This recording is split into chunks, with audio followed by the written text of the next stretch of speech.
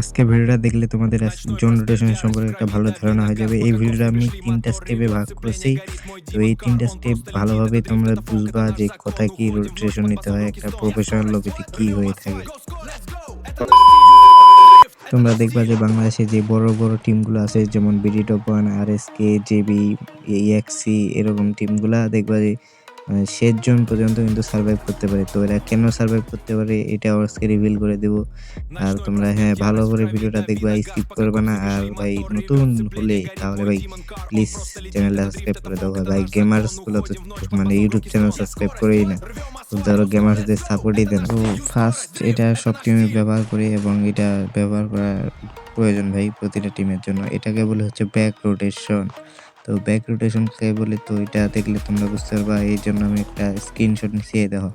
এইখানে আমরা এইখান থেকে যাব এইখানে মানে ব্যাক যাব, ব্যাক পিছনে সবসময় কিন্তু পিছনে যাওয়া, সামনে ডিরেক্ট যাওয়া না, না হলে কিন্তু থার্ড পার্টি খাইতে হবে। তো এখানে যাব, এখানে কিন্তু একটা ফাইট হইতে পারে, তো এই ফাইটটা নিতেই হবে। আর যদি ল্যান্ডিং ফাইট না নিতে পারো তো ওইটা একটা কাহিনী আছে, পরে বলতেছি। তো এই জায়গায় ফাইট নেওয়ার পরে মানে এই জায়গায় যদি উইন হই তারপর দেখো যাব আমরা জিপওয়েতে। Okay. না রে ভাই না ভাই, জিপওয়েতে যাবো না। এই জায়গায় দেখো একটা আর্সেনাল আছে মাঝখানে। তো সব সময় রোটেশন এইভাবে রাখবা যেন তোমাদের রোটেশনে একটা করে হচ্ছে আর্সেনাল পড়ে, না হলে কিন্তু ঝামেলা হয়ে যাবে পরে। তো ওই জন্য আর কি ওইভাবে রোটেশনটা রাখবা যেন পরে ঝামেলা না হয়। আর তোমাদের আর্সেনাল রাখতেই হবে তোমাদের স্নাইপার প্লেয়ারের জন্য, বুঝতে পারো নাই? তারপরে তোমরা রোটেশন নেবা জোনের সাথে, জোন যেভাবে সুইং হবে ওইভাবে রোটেশন নিবা। প্লাস তোমাদের ফাইটের সাথেও কিছুটা রোটেশনের মানে ইফেক্ট করতে পারে। তো এটা হচ্ছে আমাদের ব্যাক রোটেশন।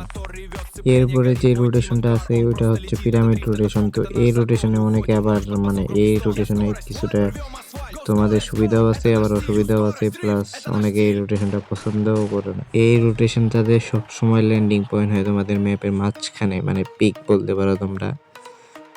যেরকম বারমুদা ম্যাপে আছে। তো এখান থেকে তোমরা যে রোটেশনটা মানে এদের সুবিধা কি, এরা যদি ল্যান্ডিং ফাইটে উইন হয় বা এদের ল্যান্ডিং ফাইট নাও নিতে হয় তাও এদের কাছে ফাইট নেওয়ার মতোই থাকবে, অ্যাডভান্টেজ থাকবে। কারণ ভাই এরা যদি ওখানে ফাইট নাও নিতে হয় তাও এরা পেট মারে চারপাশে দেখে তাদের রোটেশনটা ঠিকঠাক নিতে পারে এবং ফাইটটাও তারা নিতে পারবে ভালো করেই।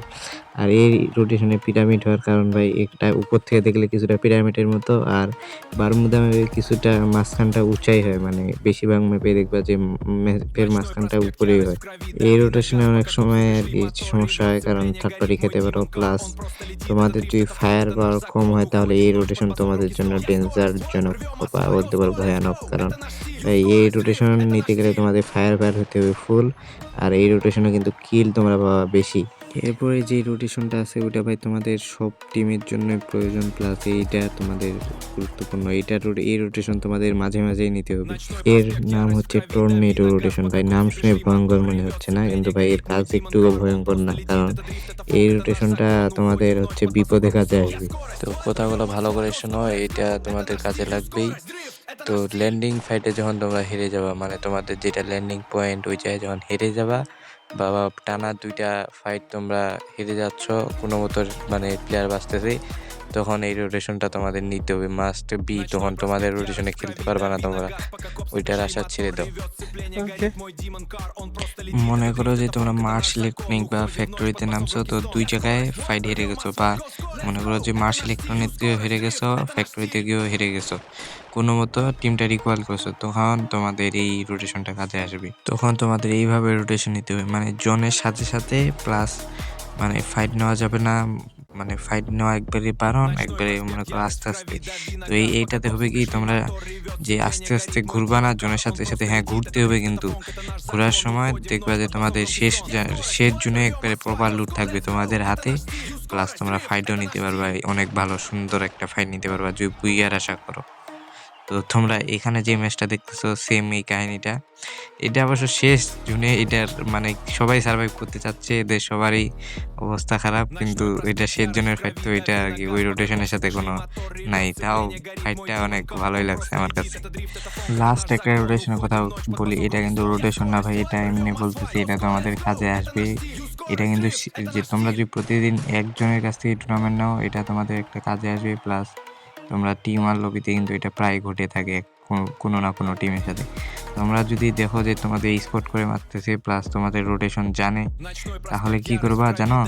যে র্যান্ডম ভাবে নামবা, হুদা এক জায়গায় নামবা বা তোমরা করবা যে হচ্ছে ব্লু জোনে নামবা, ওইভাবে রোটেশন নেবে, ওইভাবে দেখবা যে কোথায় কোথায় টিম নামছে, মানে র্যান্ডম রোটেশনে খেলবা তখন। জনের সাথে মানে থাকবা, তো ওইভাবে খেলবা। র্যান্ডম রোটেশন কিন্তু অনেক কাজের ভাই। যখন ২-১টা ম্যাচ খেলবা বা অনেকদিন ধরে একটা টিমের সাথে খেলতেছো, তখন ওরা কিন্তু তোমাদের রোটেশন জানবেই প্লাস তোমাদের ওই হিসাবে টার্গেট করবে। তো এই র্যান্ডম রোটেশন কিন্তু অনেক কাজে আসে ওই টাইমে। তো ওইভাবে র্যান্ডম রোটেশন নিয়ে খেলবা। আমরাই মাঝে, মাঝে র্যান্ডম রোটেশন নিয়ে খেলি। তো ভিডিওটা ভালো লাগলে সবাই চ্যানেলটা সাবস্ক্রাইব এবং লাইক করে দিবা। কারণ এটা আমার নতুন ইউটিউব চ্যানেল। তো সবাই ভালো থাকবা। টাটা।